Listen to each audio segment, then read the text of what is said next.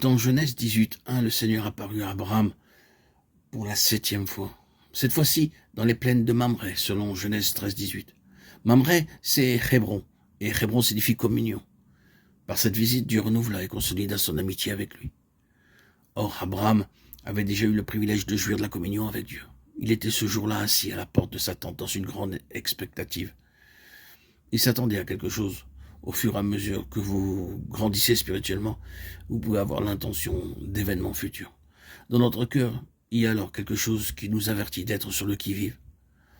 Selon Genèse 18:2, le Seigneur apparut à Abraham sous la forme d'un homme ordinaire accompagné par 2 autres personnes. Ces 3 hommes s'entretinrent avec lui et lui posèrent ensemble une question. Au verset 9. Mais au verset 10 et 13, seul le Seigneur parla à Abraham. Lorsque Dieu commença à parler à Abraham, il reconnut qu'il parlait avec Dieu, bien qu'il se fût présenté sous la forme d'un homme.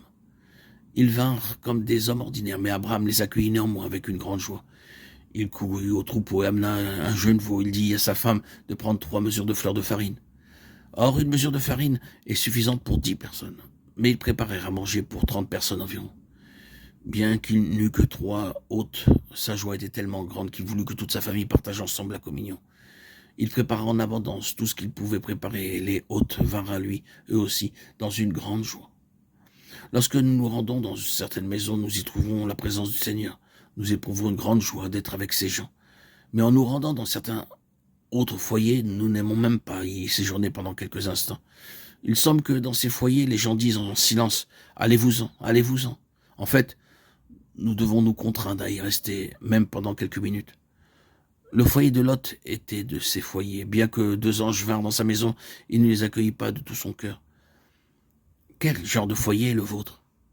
Ce n'est pas le mobilier, ni la richesse, ni la nourriture qui peuvent rendre un foyer heureux. Seule la présence de Dieu peut rendre un foyer heureux. Seule la présence de Dieu peut rendre un foyer heureux. Rappelez-vous-en. Abraham, Sarah et la famille tout entière se réunirent pour recevoir les hôtes. Et ils furent très heureux de se trouver en leur compagnie. Mais dans le cas de Lot, dans Genèse 19:3, ce n'est qu'après beaucoup de persuasion que les anges entrèrent dans sa maison. Abraham reçut ses hôtes parce qu'il pensait qu'ils étaient les messagers de Dieu.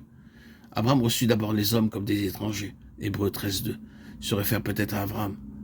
N'oubliez pas l'hospitalité, car en l'exerçant, quelques-uns ont logé des anges sans le savoir. Ce n'est qu'au moment où Dieu parla à Abraham qu'il sut qui il était, qui représentait ces personnages. De la même façon, nous devrions également recevoir avec joie en son nom, même des étrangers.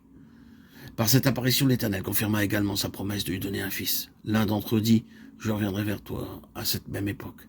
Et voici Sarah, ta femme, aura un fils. » Genèse 18:10.